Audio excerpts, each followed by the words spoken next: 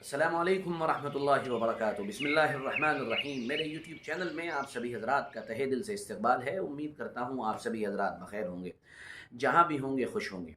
अक्सर आपने सुना होगा कि बड़े अपने बच्चों से ये कहते हैं कि तुम नेक बन जाओ, तुम अच्छे बन जाओ।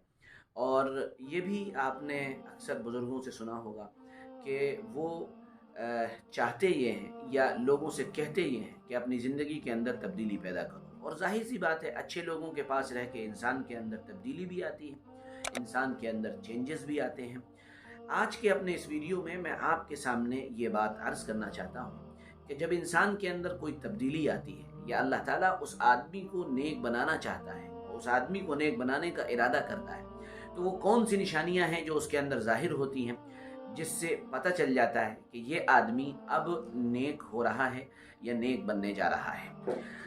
तो इसको तवज्जो से सुनिएगा। सैयदना अली रज़ी अल्लाह अन्हु इरशाद फरमाते हैं, जनाब रसूलुल्लाह सल्लल्लाहु अलैहि वाला आलिहि वसल्लम से आपने ये बात नक़ल फरमाई है, या हो सकता है ये बात आप ही की भी हो, कि जब कोई आदमी सही राह पे चलता है तो उसके नेक होने की 3 निशानियां ज़ाहिर होती हैं। नंबर 1, पहली निशानी तो ये ज़ाहिर होती है कि वो खाना कम कर देता है। और हमारे यहाँ तो सारा फोकस ही खाने पर होता है। जब तक मुर्गा ना हो, बिरयानी ना हो, और चिकनी चीज़ें ना हो, और रोस्टेड चीज़ें ना हो, तब तक हमको मज़ा ही कहाँ आता है ज़िंदगी का। बल्कि मुझे तो याद है कि एक साहब से मैंने कहा, हम लोग जा रहे थे रास्ते में, मैंने कहा भाई फला जगह थोड़ा सा खाना खाएंगे, रुके तो वहाँ पर शाकाहारी वेजिटेरियन खाना था। तो जब हम खा के फारिग हुए तो हमारा सफ़र आगे, जब हम सफ़र में आगे बढ़े तो वो इरशाद फरमाने लगे कि मौलाना अभी खाना खाना है। मैंने कहा खाना तो हमने खा लिया।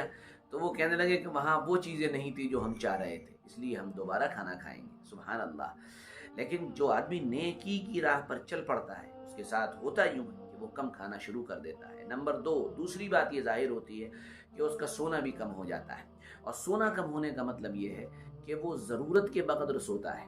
ऐसा आप मत करिएगा कि आप भी सोना कम कर दें। मेरी वीडियो को सुनने के बाद आप अपने सोने की जो मकदार है, कम से कम 5-6 घंटे, 7 घंटे, उसको आप कम कर दें और ये कहें कि मौलाना साहब ने चूँकि कह दिया था कि कम सोना है तो मैं कम सो रहा हूँ। ये मुनासिब नहीं है। एक सही मकदार में सोना चाहिए। नंबर 3, तीसरी बात जो बहुत अहम है वो ये है कि ऐसा आदमी कम बोलना शुरू करता है। यानी जिसको अल्लाह नेक बनाना चाहता है उसको कम बोलने की आदत दे देता है। हमने अपने एक वीडियो में बताया था, जिसका लिंक सब्सक्रिप्शन ने पढ़ा हुआ होगा, कि कम बोलना कितनी अच्छी चीज़ है और कितनी अच्छी आदत है। और ऑल ओवर मैं आपको ये बताऊं कि जब आदमी नेक होने लगता है तो उसके अंदर अपने आप ये तीनों चीज़ें होने लगती हैं। आखिरी बात बताकर मैं आज की अपनी इस बात को पूरा करूँगा। ज़्यादा खाने के ताल्लुक़ से बता रहा हूँ। ज़्यादा खाने के ताल्लुक़ से ये बात बड़ी अहम है कि इंसान के जिस्म में वो कोशिकाएँ, और यानी कहिए कि वो चीज़ें बहुत ज़्यादा हैं जो कैंसर को डेवलप करती हैं। अब उसमें एक बात बड़ी समझने की है, जो आदमी ज़्यादा खाने लगता है तो होता ये है कि वो जो उसकी कैंसर वाली कोशिकाएं होती हैं या उसके जिस्म के अज्जा होते हैं, पार्ट्स होते हैं, वो उस ग़िज़ा को ज़्यादा खाते हैं। तो अक्सर व बेशतर जो आदमी ज़्यादा खाने का आदी होता है उसको बहुत सी बीमारियां भी लग जाती हैं। इसीलिए मुझे याद है हारून रशीद जो बादशाह था, उसके पास एक ईसाई तबीब आया। तबीब का मतलब डॉक्टर आया। तो हारून रशीद ने कहा कि कोई ऐसा फ़लसफ़ा बताओ कि बीमार न हो। तो उसने वही बात बताई जो जनाब रसूलुल्लाह सल्लल्लाहु अलैहि वाला वसल्लम ने मिस्र के बादशाह के तबीब और डॉक्टर से कही थी।